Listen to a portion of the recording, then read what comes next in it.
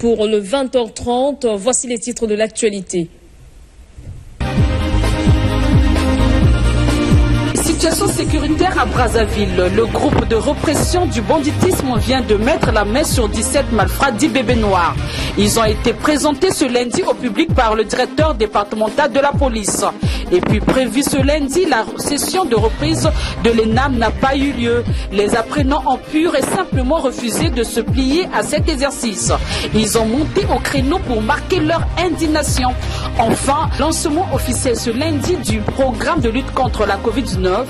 La ministre des Affaires sociales a fait une remise des équipements de protection individuelle au centre de santé intégré de Mukondo. Voilà tout pour les titres. Bienvenue à vous. D'abord, cette nouvelle du groupe de répression du banditisme qui vient de mettre la main sur des individus appartenant à trois gangs, à trois groupes de gangs. Ces 17 jeunes, dont 3 filles, excellaient dans la violence et opéraient dans différents quartiers de Brazzaville. Un reportage de Vincent de Paul Koubemba et Anissé Mongala. 17 malfrats, dont 3 filles, appartenant à 3 gangs, Vibration Sexy, Force Vibration et Force Attaque, ont été interpellés dimanche par le groupe de répression du banditisme JAB en cycle. Ce lundi, la direction générale de la police, qui s'est saisie de la situation, et a jugé bon de les présenter au public.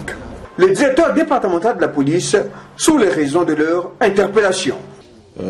Aujourd'hui, Brazzaville est secoué par une vague de résurgence du phénomène bébé noir, qui s'exprime à travers l'exhibition des armes blanches par cette pègre. Et aujourd'hui, nous vous présentons au moins 17 d'entre eux qui ont été interpellés par la police suite à une agression d'une femme au niveau de Mikalou. Ces malfrats du bébé noir ont intercepté une dame et ont empoché sa somme de 61 000 francs. Par la suite, ils se sont réfugiés dans divers endroits où le commandant de la JRB, Roméal Manounou, les a dénichés. Non, quand il y a eu l'agression de la pauvre dame, on a pu mettre la main sur un d'eux avec le renseignement et à travers celui qu'on a arrêté, on a remonté le filon jusqu'à arrêter tout ce monde que vous voyez là. Il y a des gens qui ont été arrêtés à Kisundi, d'autres à Poto, d'autres à Talangaï. Mais je tiens ici à relever que vous avez devant vous des enfants. Vous avez 3 filles qui ont 14 ans, 15 ans, 16 ans.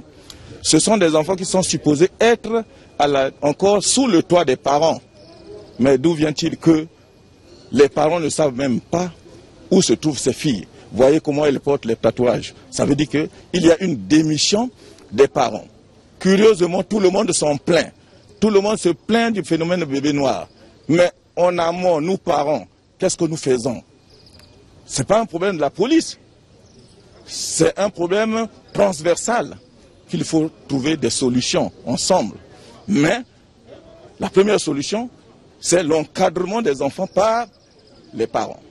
C'est pour la énième fois que la police réalise un tel exploit. Une fois interpellés, ces derniers se retrouvent encore dans la rue après quelques semaines. Dans le procès pénal, la police occupe la première étape, c'est-à-dire l'enquête. Nous procédons à l'interpellation et nous élaborons la procédure judiciaire et nous transmettons les délinquants devant le procureur. Nous sommes dans un pays de droit. La police et la justice, chacun joue sa partition. Nous sommes l'organe d'enquête. Lorsque nous avons constaté, rassemblé les preuves, interpellé les auteurs, nous les mettons à la disposition de la justice. Le reste, c'est la justice qui fait son travail. Et si, par malheur, les délinquants sont dehors, il faut poser la question au parquet. Ce n'est pas la police. Ces bandits opèrent à l'aide des armes blanches, machettes et scies. Pour être efficaces, ils consomment le cannabis et les tramadol.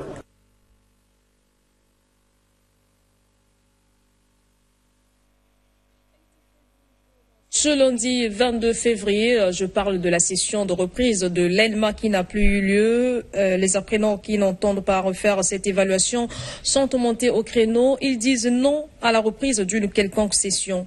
Les explications de David Martial Moussa. Pas date de reprise de session à l'école nationale moyenne d'administration, les apprenants ont unanimement décidé de boycotter cette évaluation. Ces derniers s'insurgent contre une décision émanant du cabinet annulant les épreuves organisées du 19 janvier au 5 février dernier. À en croire ces apprenants en colère, cette décision du cabinet reprocherait la session d'être entachée de fraude et de corruption. Les pourparlers engagés entre la direction de l'établissement, les chefs de classe et les chefs de syndicats sont restés lettres mortes. Voilà qui aiguise leur colère et décide de vider les salles de classe. Le calendrier qui est affiché, ça ne nous arrange pas. Ça c'est d'abord premièrement. Deuxièmement, ils ne peuvent pas, que ce soit les cabinets, que ce soit la direction de l'ENEMA, ils ne peuvent pas nous imposer de faire ce que nous avons eu à faire. Parce que nous avons beaucoup dépensé. Nous avons fait 3 semaines de session. Nous avons des confrères qui quittent Simidjoué, Ngangalingolo, Académie. Moi, c'est l'Académie. Nous sommes venus pour répondre le cours. S'ils veulent nous coincer, qu'ils attendent le semestre 2 qui est là pour peut-être nous mettre toutes les dispositions. Parce que quand nous avons composé, nous avons eu les inspecteurs de l'enseignement technique qui étaient venus superviser les examens à l'ENEMA. Mais quelle est maintenant la cause que le ministre et son cabinet prennent une décision d'annuler ces sessions? Cette situation, disons-le, concerne les étudiants de la première année, toute option confondue. Au moment où nous diffusons cet élément, des pourparlers sont engagés entre la direction de l'école nationale moyenne d'administration et le ministère pour trouver une issue à cette situation. Affaire donc à suivre. Une sécheresse frappe les habitants de Makelekele par manque d'eau potable. Certains sont obligés d'aller s'approvisionner dans les collecteurs de Zangadiabangombe. Nombreux prennent d'assaut ce collecteur pour prendre l'eau qui sort des tuyaux de respiration, une eau complètement impropre à la consommation. Et puis lancé il y a plusieurs mois, les travaux du marché Soukissa dans le 5e arrondissement Wende avancent. Les ouvriers sont à pied d'œuvre pour livrer l'ouvrage dans le délai. Le constat fait ce lundi par nos reporters nous en dit long. C'est un reportage de Irma Okondiou et bien de Bekondé.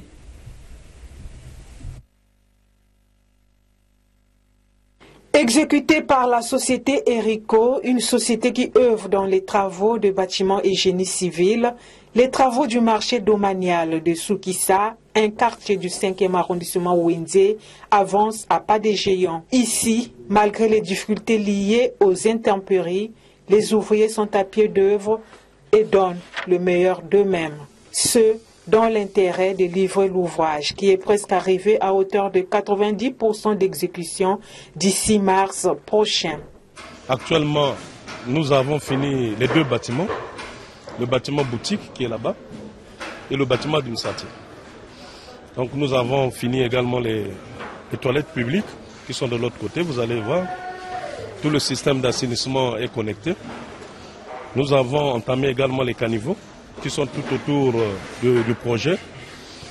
Et les étalages, là où les vendeuses vont exercer leur métier, on a fini. Il ne reste que ces 2 étalages-là. Par rapport au délai, au mois de mars, je crois que si vous revenez encore ici, nous aurons fini déjà les travaux.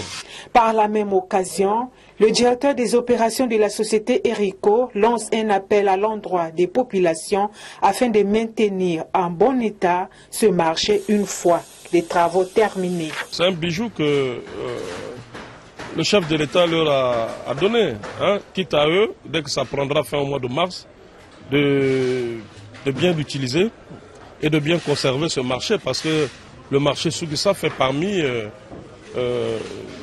c'est parmi les meilleurs marchés de la République, parce que tout est lié. On peut comparer à ce marché, le marché central de Dolisie, de Pointe-Noire qu'on a vu à la télé. À notre arrivée, nous étions surpris de la visite des 3 membres du comité du dit marché qui sont venus toucher du doigt la réalité sur l'évolution des travaux. Jeanne, la présidente, est plus que satisfaite de ce travail sorti de terre. Je suis très contente parce que notre marché vient de finir. Il reste seulement un peu de temps. Ça va aller. J'ai vu des boutiques, j'ai vu des tables.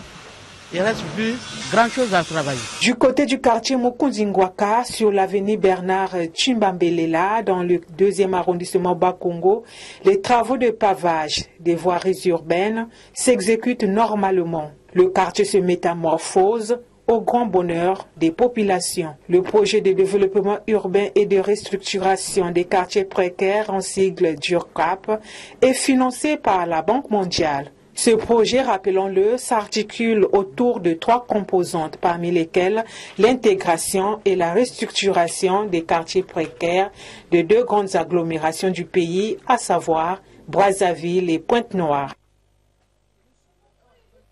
Le chef de l'État était ce week-end à Pointe-Noire en visite de travail, accompagné de son épouse. Le couple présidentiel a visité le marché central de la ville Océane, signalant que ce marché est construit sur fonds propres de l'État congolais. Un reportage de Demontez Mavongo depuis Pointe-Noire. Ce dimanche 20 février 2021, sous des fines gouttes de pluie, pendant que le ciel est couvert, Denis Sassou Nguesso, président de la République, chef de l'État, accompagné de son épouse, a visité le marché central dit Marché Nzinji en chantier. Les travaux de ce chantier sont exécutés à 98%. Peu avant son entrée à l'esplanade du marché, Denis Sassou Nguesso est triomphalement salué par les Pontenégrins regroupés en mouvements diversifiés. Ce marché, dont la municipalité demeure le seul bénéficiaire, est construit par l'entreprise Fonco Villaresi sur fonds propres de l'État congolais.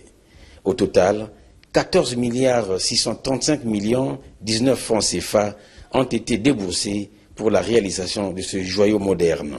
Victor Belli, député suppléant de Lumumba 3, revient sur l'accueil du chef de l'État. Je vais vous dire tout de suite que, comme vous voyez, l'effervescence, les populations sont debout comme un seul homme.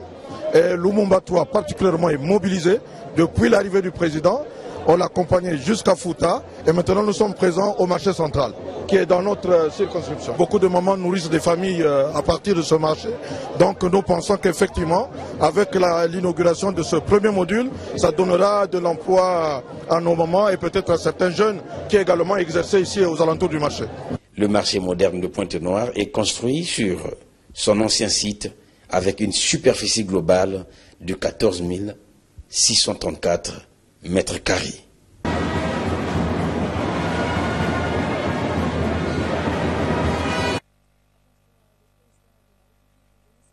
A aussi procédé à la pose de la première pierre des travaux de réhabilitation d'extension de la centrale thermique à gaz. En reportage une fois de plus de Demontez Mavongo. Son Excellence, Monsieur le Président de la République et Madame.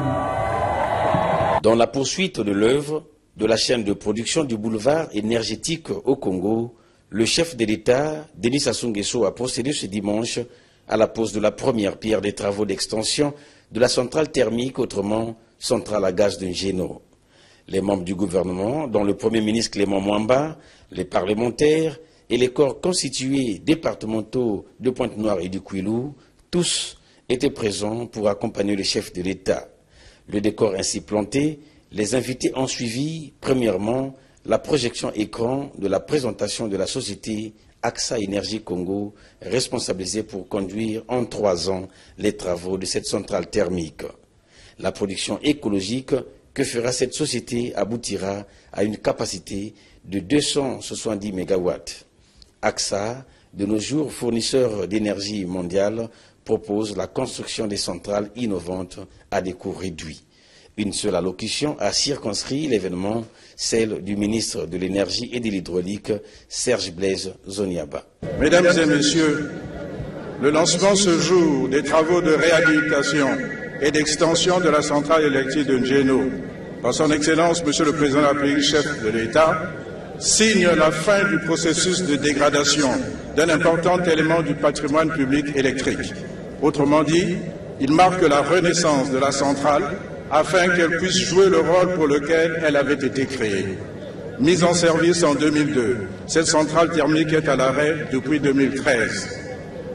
Depuis lors, le cadre réglementaire du secteur de l'électricité a connu une évolution avec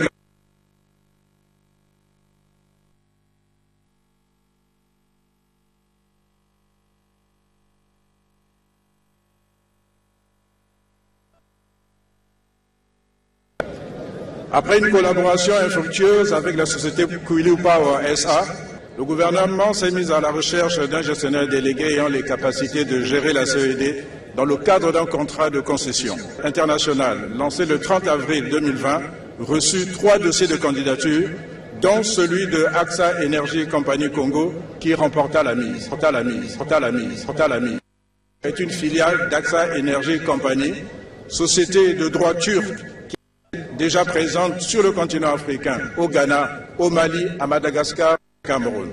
La pose de la première pierre des travaux d'extension de la centrale par le président de la République, Denis Sassou Nguesso, a marqué le clou de cette cérémonie.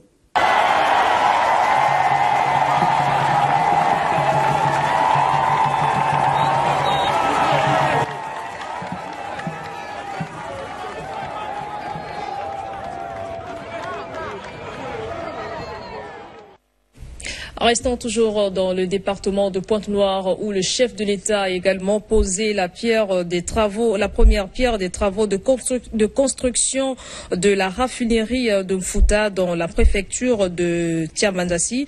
Voyez tout cela dans ce reportage.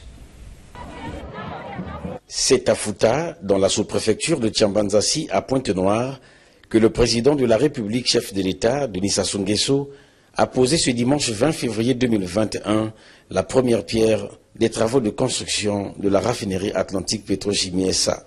Ce, en présence des corps constitués nationaux, départementaux, mais aussi du staff dirigeant de cette raffinerie. Malgré les consignes données pour le nombre sélectif des participants à la cérémonie en rapport à la Covid-19, les populations disposées en carré à travers les partis politiques et associations. Le cas de l'association Willy Etoka était fortement représenté pour donner du buzz à la faveur de l'accueil du chef de l'État. Le premier citoyen de Pointe-Noire, Jean-François Kando, a, dans son mot de bienvenue au couple présidentiel et sa suite, remercié le président de la République pour l'attention qu'il accorde à la ville océane. La ville de Pointe-Noire, siège de notre économie nationale, se développe chaque jour et a le privilège de voir de nombreuses infrastructures suivre son rythme. Je ne terminerai pas mon allocution sans me plier à un devoir, celui de vous transmettre l'hommage public et la reconnaissance infinie des Ponténégrines et Ponténégrins pour la grande marque d'attention que vous ne cessez d'accorder à notre ville en dépit de la conjoncture économique et financière difficile. Nous mettrons tout en œuvre pour accompagner ces projets, dont l'impact politique, économique et social n'est plus à démontrer. Pour tout ce que vous avez fait, continuez à faire au profit de notre ville. Nous vous disons, Excellence, Monsieur le Président de la République, Maton Domingue, Toton Dieu et Bélé, Taton Bel. Li Yangang, président directeur général de la raffinerie Atlantique Petrochimie SA, a quant à lui fait une projection de la future raffinerie qui générera plus de 5000 emplois locaux directs et indirects. Jean-Marc Tister-Chikaya, ministre des Hydrocarbures, a pour sa part souhaité que la société en charge des travaux respecte scrupuleusement les délais fixés pour la finalisation des dits travaux. Je demande aux équipes de travailler sans relâche afin de respecter les délais de construction. La construction de la nouvelle raffinerie est à mettre à votre actif. Au regard de toutes vos réalisations, vous représentez pour nous la force de l'action, soutenue par une vision claire, une patience à toute épreuve et une expérience qui force le respect. Vous représentez pour tous les Congolais le chef qui maintient la stabilité, l'unité et la concorde nationale, dans la paix, cette paix à laquelle tous les peuples du monde aspirent et sans laquelle ce projet ne serait possible. Après le rituel traditionnel de sanctification des travaux de construction, Denis Sassou Nguesso pouvait enfin, truelle à la main, poser la première pierre marquant le lancement des travaux de construction de la raffinerie Atlantique Petrochimie SA.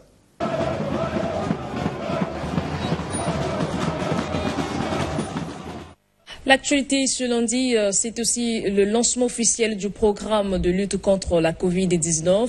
La ministre des Affaires sociales et de l'Action humanitaire Antoinette Ndinganzondo a procédé à la remise des équipements de protection individuelle au centre de santé intégré de Mukondo. Un reportage de Armel Christian Zigamyoko.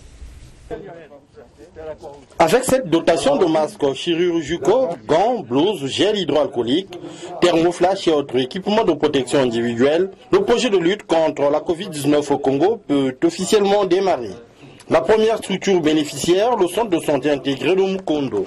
Après, 47 autres formations sanitaires, reparties dans 6 départements de la République, bénéficieront de ces EPI et du renforcement de capacité de leur personnel. Ce projet est financé à hauteur de près d'1,5 milliard de francs CFA par l'Union européenne, l'Agence française de développement. Il est mis en œuvre par la Croix-Rouge française et la Croix-Rouge congolaise. Le but visé étant d'accompagner le ministère de la Santé dans l'exécution de son plan national de riposte à l'épidémie de la Covid-19 et autres épidémies comme Ebola ou chikungunya. En parlant de la pandémie de Covid-19, en réalité, même si la deuxième vague observée en Afrique australe montre des signes de recul, le nombre de décès en Afrique a bondi de 40% le mois dernier, laissant des familles et des communautés dévastées.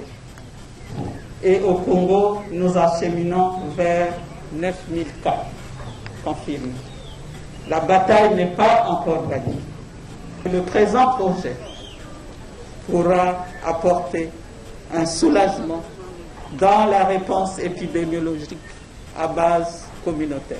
Hormis Brazzaville, les 5 départements touchés par le projet sont la Bouenza, la Cuvette, le Niari, la Songa et Pointe-Noire. Débutant en juillet 2020, ce projet prendra fin en novembre 2021. Donc après cette photo... Parlons culture à présent dans ce journal. Un nouvel opus dans l'arène musicale congolaise. Jésus-Christ sauve de la sœur Magali Providencia. L'album plein d'enseignements a été présenté officiellement ce week-end au Centre culturel Zola. C'est un reportage de Armand Elsonza et Anissé Mongala.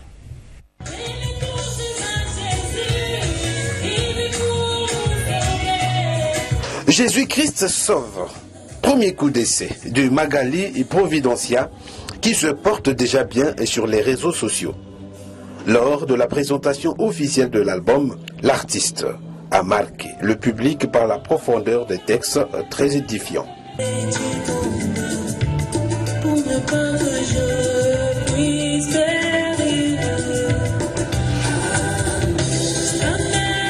Dans l'opus, la sœur Magali nous parle de son histoire vécue avec le Seigneur Jésus-Christ qui l'a sauvée de la mort. Un témoignage qu'elle a bien voulu partager avec le peuple de Dieu à travers cet album. Tout le monde est concerné par ce message. Jésus-Christ sauve. Non seulement mon histoire, mais aussi peut-être l'histoire de tout un chacun. Parce qu'effectivement, Jésus-Christ sauve. Je l'ai expérimenté personnellement. Il m'a sauvé de la mort physique et aussi de la mort spirituelle. Parce que sans Christ, c'est la mort. Parce que avant, je n'avais pas Christ, j'étais morte. Bien que je vivais, mais j'étais morte parce que Christ n'était pas dans ma vie. Mais dès lors que je l'ai reçu, il m'a donné la vie. D'autres titres comme Yahweh, Ozali, Naye, Nayo, Kolo, Salanayo ont plongé l'assistance dans une atmosphère de louange et d'adoration.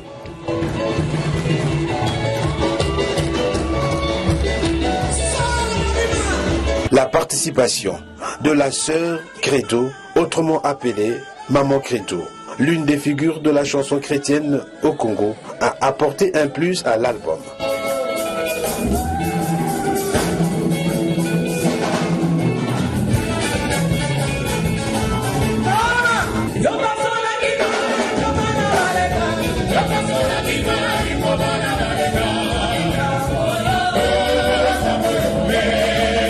La sœur Magali Providencia, elle chante dans une église de réveil, car chanter pour Dieu a toujours été sa vocation. L'album Jésus-Christ sauve se porte bien, il est vendu à 2000 francs. L'œuvre est soutenue par le pasteur Emmanuel qui a aussi prié pour l'élévation de l'artiste.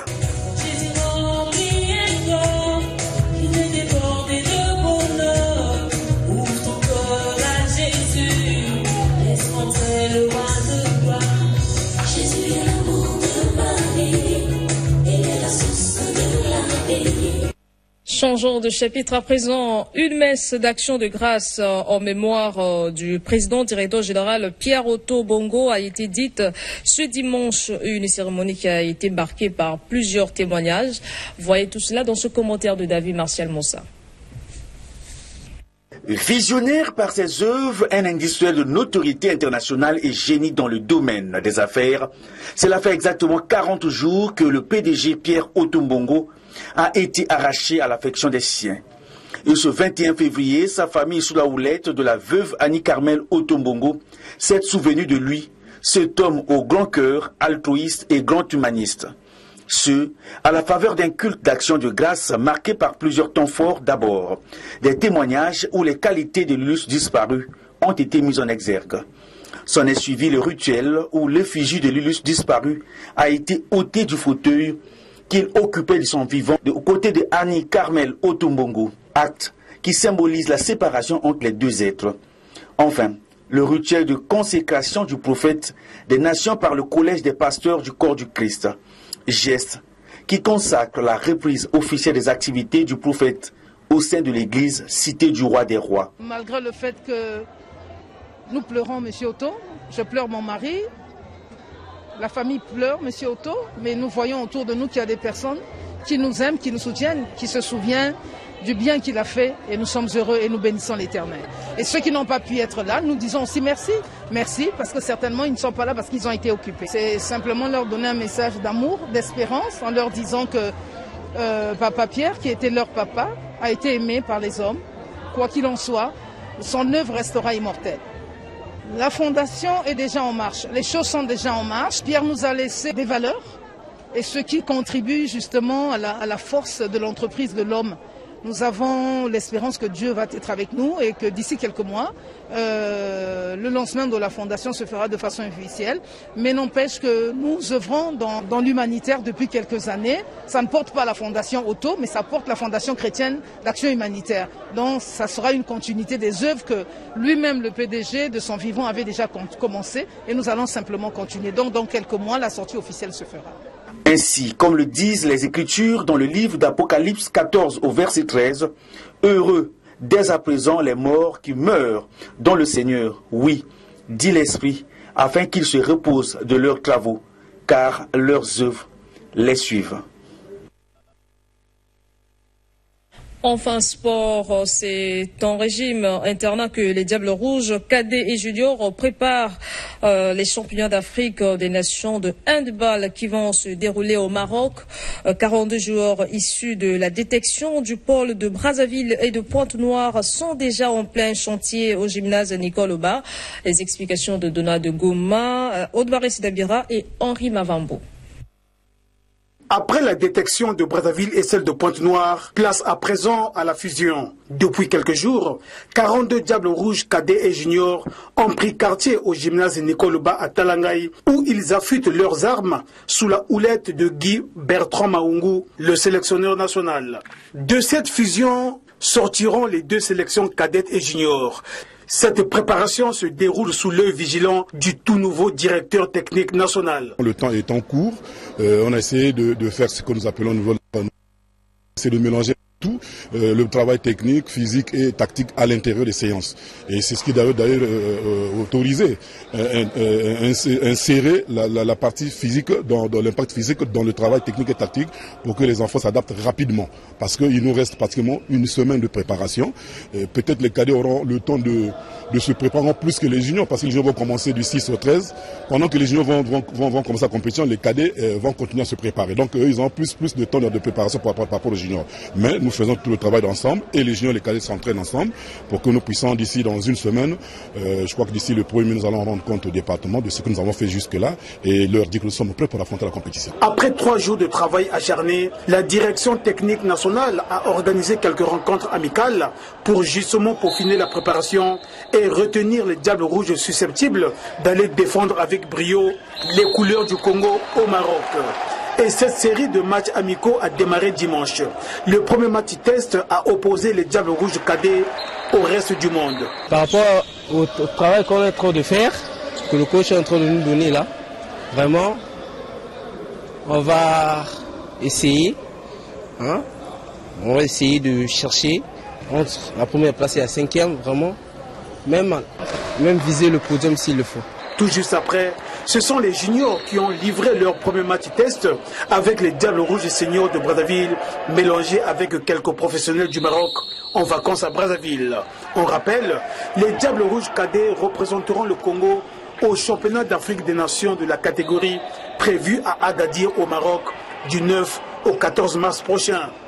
Tout juste après, ce sont les juniors qui rentreront en compétition à la faveur des championnats d'Afrique prévus du 16 au 21 du même mois et dans la même ville.